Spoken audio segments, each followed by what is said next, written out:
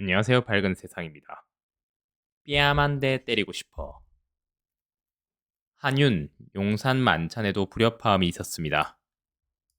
무슨 일이 있었던 걸까요? 이 여유로운 표정 보십시오. 무슨 이야기였냐?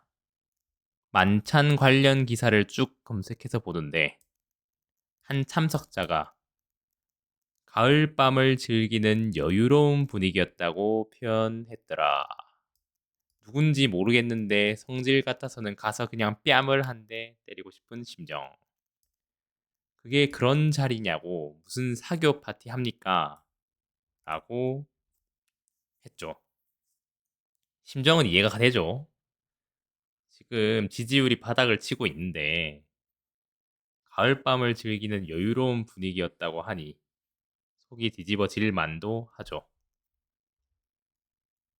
뺨한대 발언이 알려지자 친윤계 한 최고위원은 같은 날 저녁 지도부 단체 대화방에서 신 부총장의 해당 발언을 공유하고 당 운영에 도움이 되지 않는다고 비판했습니다.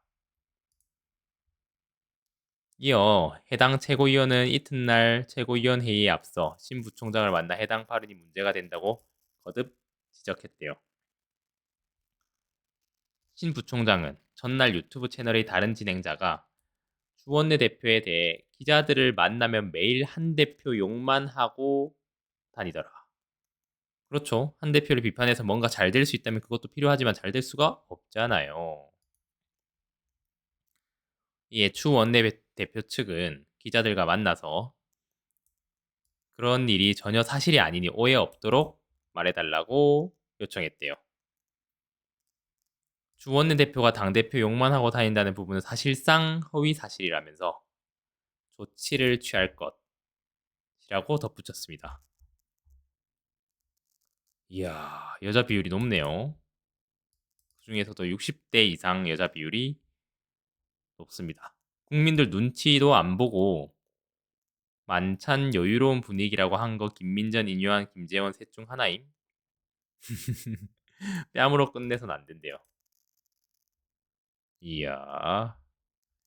추경호님, 독대 공개 요청 기자들에게 흘린 여권 관계자도 너님이고 기자들 만나서 맨날 한 대표 욕하는 것도 세상이 다 알아요. 국민들은 뺨 세대는 더 치고 싶다. 가을밤 정치 낭만 있어서 좋겠다. 참 가을밤 분위기가 여유롭죠. 지금 완전 난리가 났죠. 저 조치를 검토하겠다. 해당 행위 안 했다. 이렇게 싸움이 났어요. 진짜 성질 같아서는 그냥 뺨이 아니네. 뺨이 아니라 싸대기였네요. 사교 파티 합니까?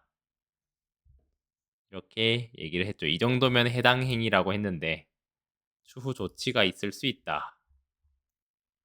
예, 여기 댓글까지 막아놓은 것까지 완벽하죠. 지금 난리가 났어요. 신지호 유튜브에서 성질 같아서는 뺨한데 뺨이 아니었죠. 예, 뺨이 아니라 싸대기였습니다.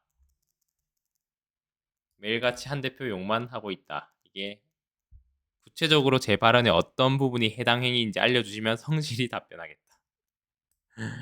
당내 내용마저 격화할 수 있도록 우려가 나온대요. 지금 난리가 난 게 이러고 있으면 이재명 대표한테 지죠.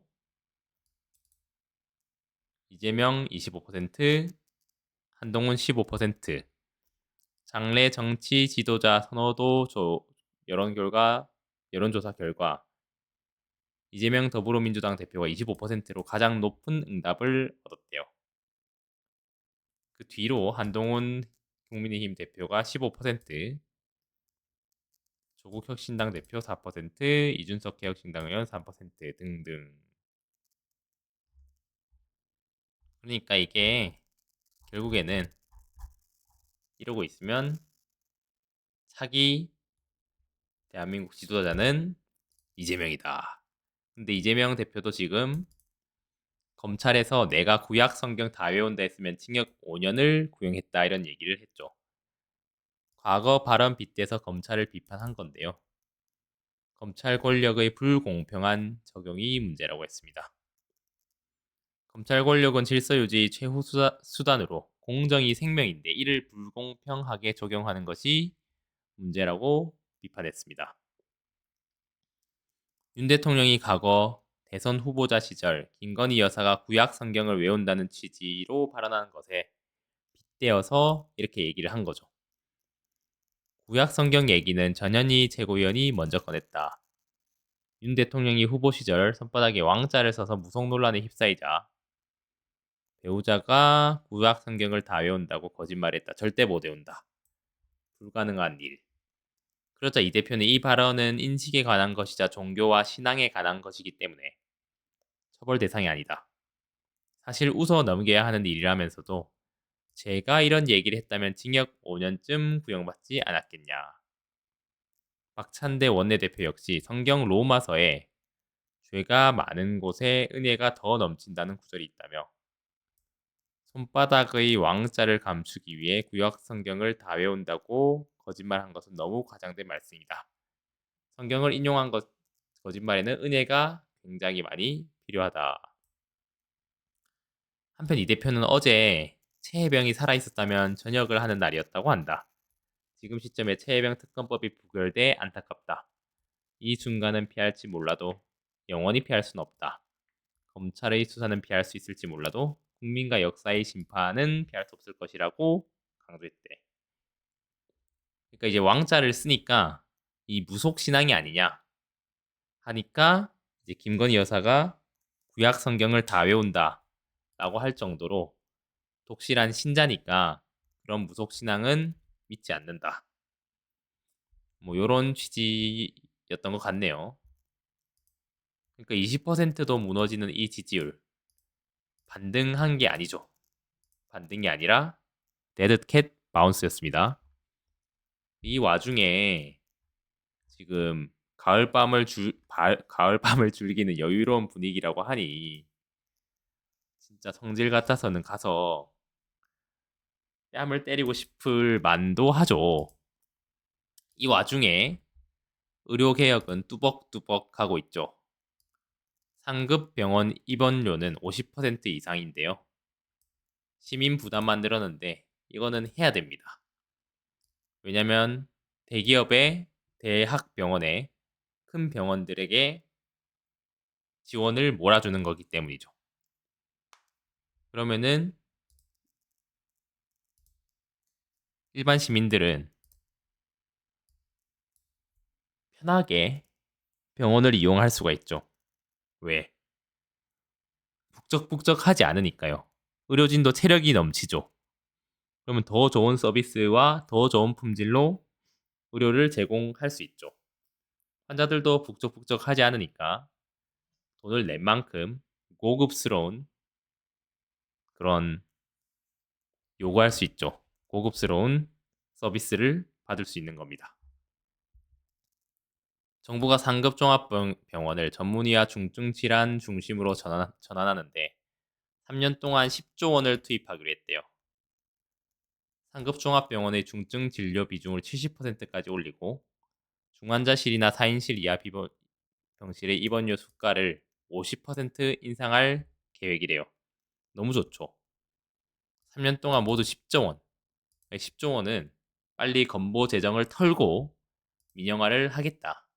이런 의도이지 않을까라고 이제 변희재 대표도 얘기를 했었죠. 결국에는 이재명이 이길 수밖에 없는 구조죠.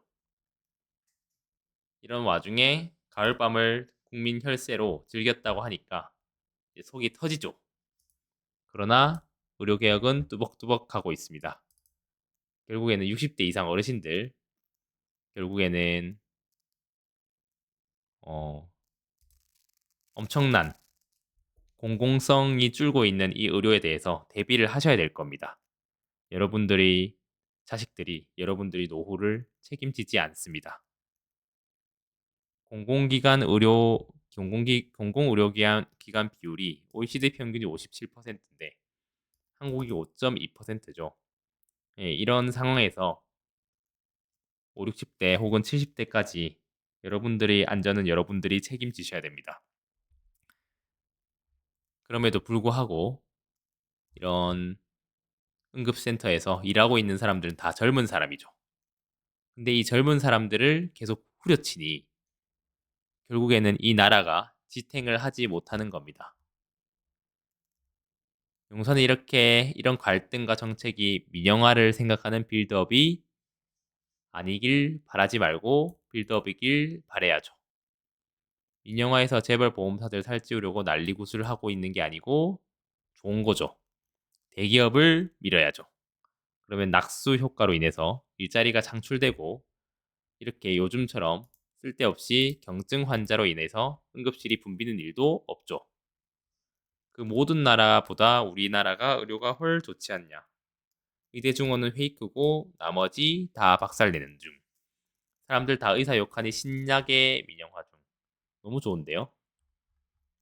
저는 병원 가면 이렇게 좀 바글바글 하지 않았으면 좋겠거든요. 네. 어르신들이 병원을 거의 동네 마실 가듯이 가잖아요. 얼마 전에 응급실 119 불러놓고 샤워하고 나온 사람도 있죠. 네, 그런 사람들이 다 바로 이런 응급실 뺑뺑이 주범이라고 할 수 있다는 입장이죠. 하여튼 오늘도 이렇게 가을밤 여유로운 분위기를 좀 즐기시기 바라면 좋겠습니다. 여러분들도 이렇게 선선해진 날씨에 가을밤에 사교 파티 하면서 가을밤 여유로운 분위기를 여러분들도 다 같이 즐기시길 바라겠습니다.